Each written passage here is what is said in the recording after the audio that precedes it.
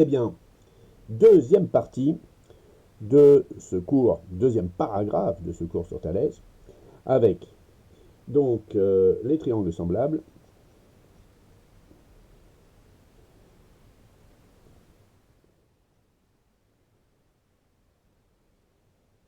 et l'idée de Thalès. Alors nous, au début de l'année, nous avions fait un chapitre très intéressant sur les triangles semblables et les triangles isométriques.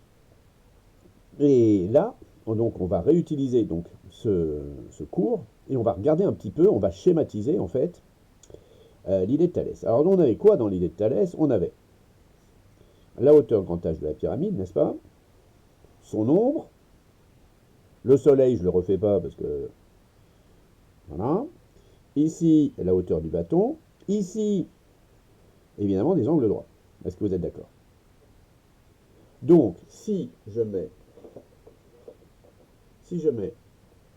en place des lettres au sommet de ce triangle, par exemple ici A, B, C, D, E, eh bien, qu'est-ce qu'on peut dire du triangle A? Donc ici,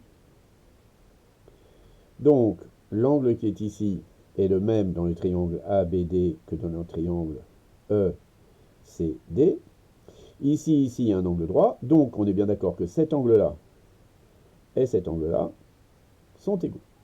Du coup, qu'est-ce qu'on peut en déduire? On peut en déduire que le triangle donc DAB et le triangle ECD sont des triangles semblables.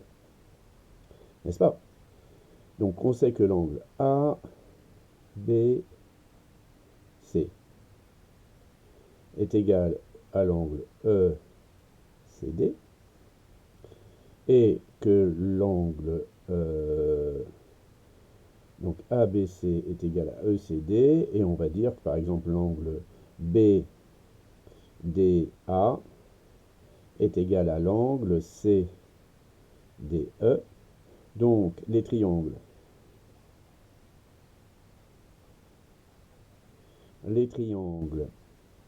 DEC et DAB sont semblables. N'est-ce pas?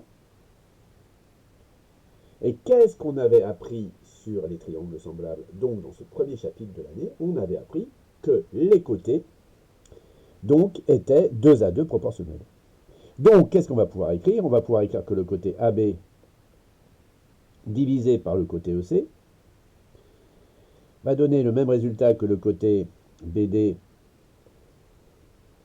divisé par le côté DC, qui donnera le même résultat que le côté AD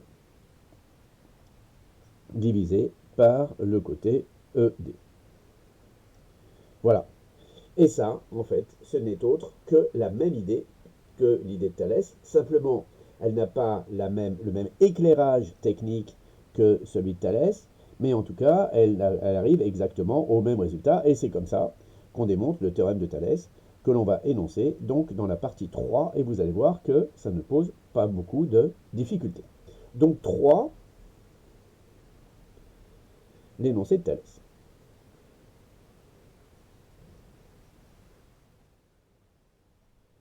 Donc, à quelles conditions peut-on appliquer le théorème de Thalès? Eh bien, vous l'avez compris, pour pouvoir appliquer le théorème de Thalès, il faut être en situation d'avoir des triangles semblables. Et être en situation d'avoir des triangles semblables, c'est très clairement, d'accord, si on se souvient bien du cours de 5e, d'accord, et des angles correspondants, eh bien, fabriquer des triangles semblables en utilisant l'idée des angles correspondants.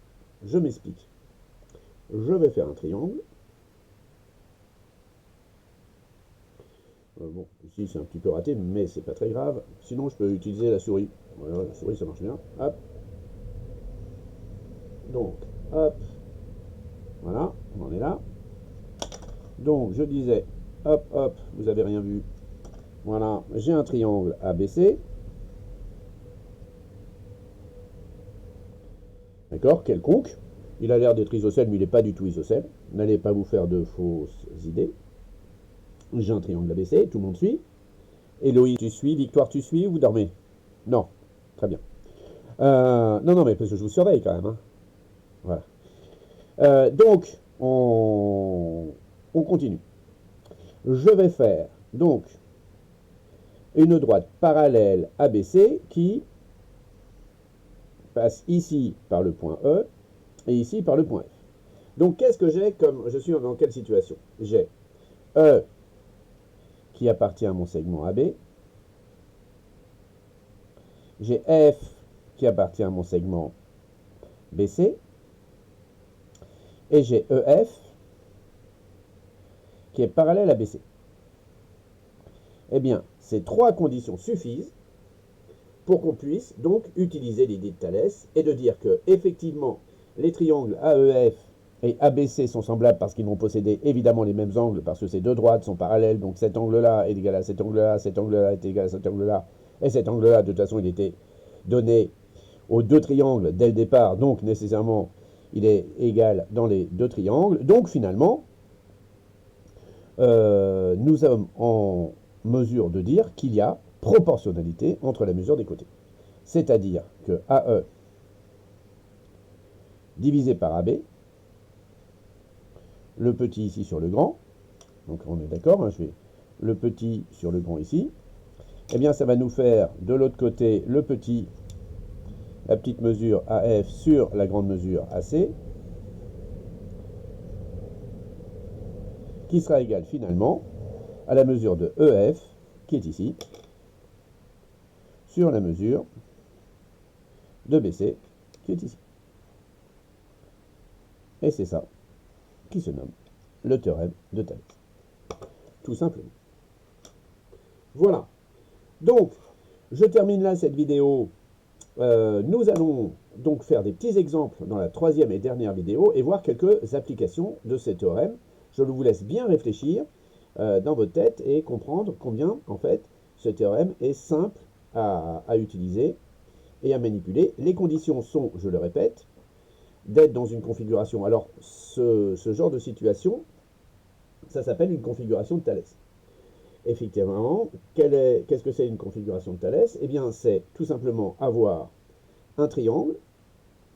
À l'intérieur de ce triangle, avoir donc deux points sur les segments E et F, de sorte que la droite EF soit parallèle à la droite BC, de façon à pouvoir donc appliquer cette relation de proportionnalité. Voilà. Bon, allez, on se retrouve dans la vidéo numéro 3. À tout de suite.